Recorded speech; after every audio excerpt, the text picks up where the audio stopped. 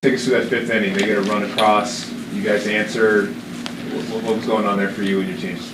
I think first I was hoping our best player wasn't hurt after getting hit. And then second, it's just you don't get to hit in a situation like that without some guys taking good at bats in front of you. So it just felt good to come through for the guys and, have a big inning. Over here on the side, Travis. Are you deciding between 2-seam, 4-seam in that situation? No, I think that's tough. He's got 100 in the tank and 95 on the sinker. And, my first time with the bases loaded, I kind of was looking soft. I thought, with in that situation, he wasn't going to come at me, and he proved me wrong. And then the next time I was like, I got to be ready for the fastball. And, he threw a good one that I could hit. Questions over here? Jesse? Yeah.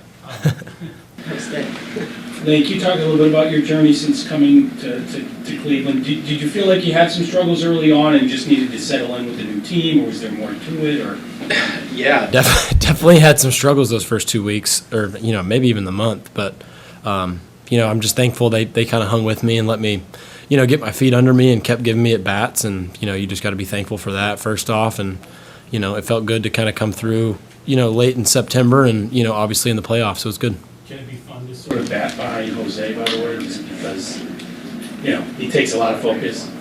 Man, I just like watching that guy hit. He's a fun guy to watch go to the plate every time. So, I've learned a lot from him being here for only a month. So, yeah, absolutely. Right here.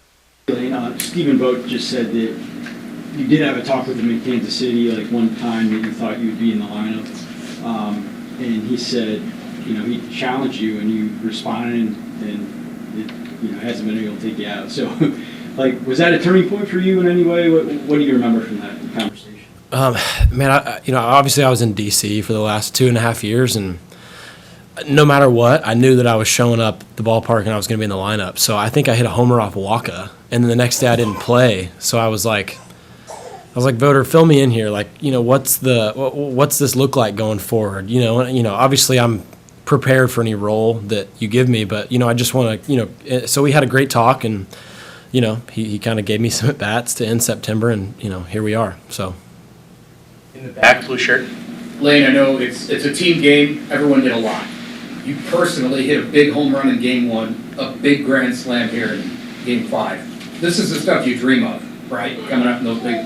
What does this feel like to have this kind of series for you? Yeah, I don't even know if I have the words to answer that question, but you dream of at bats like that as a little kid, and to do it at this stage in this game, and to come through for the guys in the clubhouse, it feels awesome.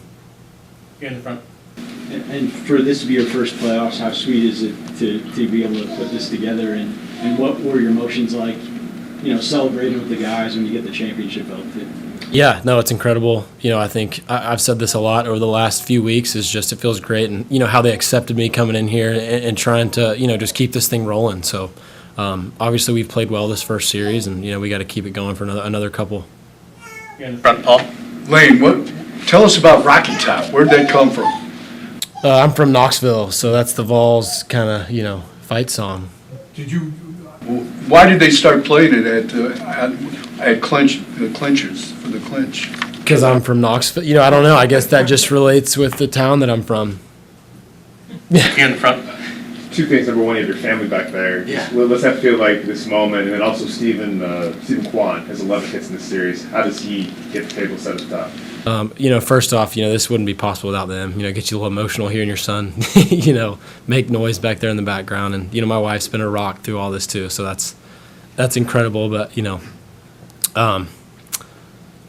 watching Stephen Kwan hit too is, like I said, you don't get to hit in situations without guys taking good bats in front of you. And, it's contagious. So you want to come through because they came through. So that's, how I feel about that for sure.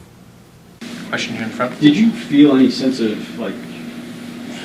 team-wide confidence or whatever about facing Skubal, the way you guys were able to get after him? Did you feel like that could, be coming the way you guys entered with the mentality you did? Absolutely not. I mean, I think he threw, 14 scoreless innings maybe, or whatever the number is. So, about in the third inning, I was talking with some guys, and I'm like, whatever we're doing doesn't seem to be working. We got to, put the ball in play. So, our hitting guys do a great job of kind of giving us a good plan, and, we seem to execute it that one inning. So, I'm glad it worked out when it did that one inning, because he was pretty damn good the previous.